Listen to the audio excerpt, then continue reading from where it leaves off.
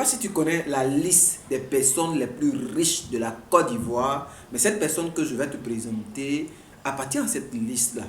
Et cette personne n'est pas cinquième, n'est pas quatrième, n'est pas troisième, mais plutôt il est la deuxième personne la plus riche de la Côte d'Ivoire. Ici, je veux parler de Jean Kakou Diago. Dans cette vidéo, je vais te laisser regarder cette vidéo où il parle de ses difficultés, il parle des réalités de l'entrepreneuriat.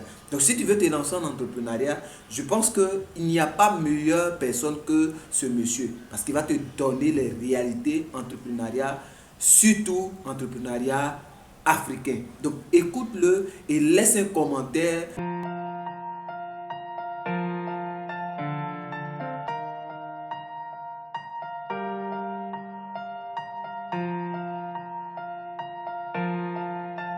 De grands moments de solitude au démarrage, des nuits blanches.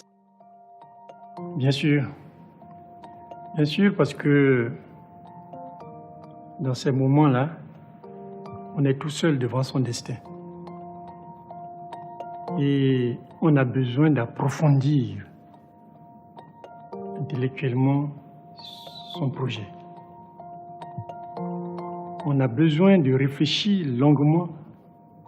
D'abord, bâtir une vision, bâtir une stratégie. Et en même temps, appréhender tous les contours, y compris les dangers éventuels. Et essayer d'apporter les solutions. Et souvent, cela n'est pas facile. On passe des nuits blanches. Mais on est heureux quand ces nuits-là ont porté. Où trouve-t-on l'énergie pour y faire face? D'abord, il faut avoir la foi en son Dieu. Et je dirais, moi, ce qui est capital aussi, il faut avoir le soutien de sa famille. Ce sont ces deux éléments sur lesquels on doit se reposer pour aller de l'avant. Et croire à son projet.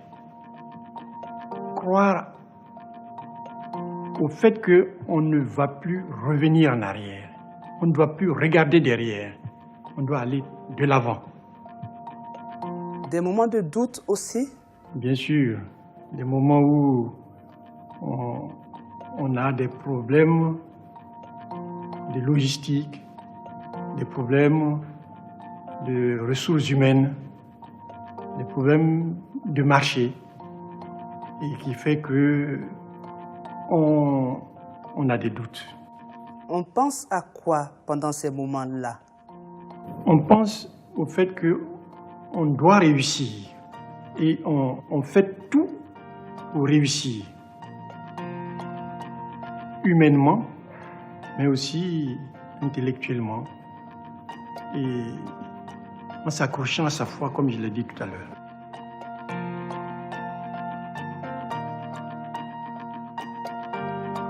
Comment prend-on le dessus? En restant persévérant et en croyant à son projet. C'est très important, mais aussi en s'accrochant à sa foi. Notre meilleur allié? La famille. Qui est notre pire ennemi? Le découragement. Et le tour de table. Combien de personnes contactées ont répondu favorablement? À l'époque, c'était très difficile, donc il y a eu très peu. Aujourd'hui, les temps ont changé. Et quand on a un bon projet, on trouve toujours des partenaires. Une première victoire, la grosse affaire? Ah oui, dans mon cas, j'ai eu la chance de décrocher le premier contrat avec la CIE, presque 1 milliard, dès la première année. Des échecs? Des échecs, on en a eu aussi. Je pense à l'échec de notre, pas implantation, mais notre participation à une société au Niger, où nous avons été évincés sans indemnisation. Et ensuite, surtout, notre échec de notre première implantation au Cameroun. Mais nous sommes revenus. On tombe et on se relève donc. Toujours. Comme le Christ, quand on tombe, on doit se relever. Si on veut réussir. Le coup de pouce du sort dans le succès. Je me rappelle de ce coup de pouce que j'ai reçu à un coup de fil venant de Paris. Qui m'a permis d'acquérir les AGCI, les filiales des AGF en Côte d'Ivoire. Ce coup de pouce m'a permis de grandir, de me développer en une année, passer d'une société naissante à une société mature. Ce que j'aurais dû mettre au moins 7 ans pour réaliser. Doit-on résister à ceux qui veulent entrer dans le capital? Aujourd'hui, je pense qu'il faut savoir avoir des partenaires.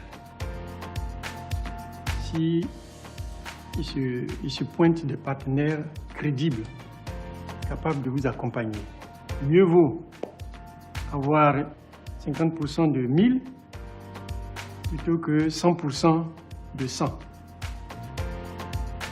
Et comme dit un adage célèbre, mieux vaut avoir 1% d'une affaire qui marche que 100% d'une affaire qui ne marche pas. Aujourd'hui, vous dormez mieux après 20 ans? Oui et non. À chaque situation, ses soucis, mais aussi ses joies et sa paix.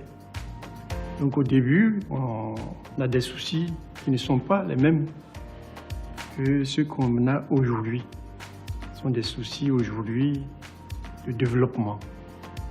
Alors qu'au départ, c'était des soucis existentiels. Jamais de répit alors? Un entrepreneur n'a jamais de répit. Mais bien sûr, ça ne veut pas dire qu'on doit mourir à la tâche. Il faut savoir allier le travail et la famille, par exemple, ou le reste. Le mot humilité vous fait penser à quoi? Quand on est ambitieux, on doit être humble. Quand on est ambitieux, on doit savoir être humble, surtout quand on est ambitieux, parce que sans cela, on ne va pas très loin. La famille et les affaires. On ne doit pas, à mon avis, sacrifier la famille aux affaires. Après tout, quand on réalise un projet, on crée une entreprise, c'est pour sa famille, c'est pour la pérennité de sa famille. Et les entreprises les plus pérennes dans le monde entier se reposent sur une famille solide, soudée, qui voit dans le même sens. Et les grandes fortunes de ce monde ont été bâties autour d'une famille. La Côte d'Ivoire en 2040. Je vois cette Côte d'Ivoire pleine d'entreprises, performantes, dynamiques, leaders dans leur secteur d'activité. De plus en plus d'entreprises qui deviennent des champions nationaux, des champions sous-régionaux et au-delà des champions de toute l'Afrique. Cette Côte d'Ivoire-là, je la vois avec vous, cadre d'aujourd'hui.